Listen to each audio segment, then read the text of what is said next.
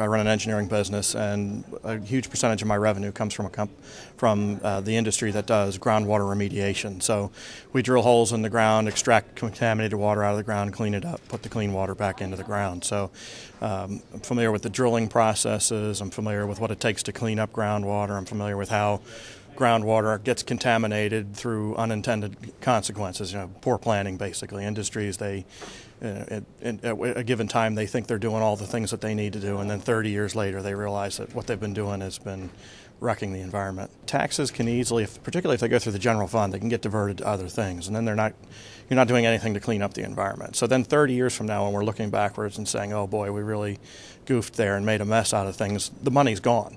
Whereas if it's been funneled into dedicated funds to protect the environment, or even saved up for when we do have those realizations that we've made a mistake, then the money's going to be available. There are some impacts that need to be addressed at the state level. As Representative Quinn pointed out, some of the roads that may need repairs are state level roads, some are local level roads. So, whether it's going to the right balance is 45, 50, or 55%, I really don't want to micromanage that detail. A number around 50 feels like a good number to me. They say something like 70% of the public wants to see a tax on that industry, but if you drill down, no pun intended, and you ask them why they want to tax the industry and what they want to do with the money, the answers are all over the place. But I think if we're going to take some money from a specific industry, it should be to compensate for the impacts of that specific industry.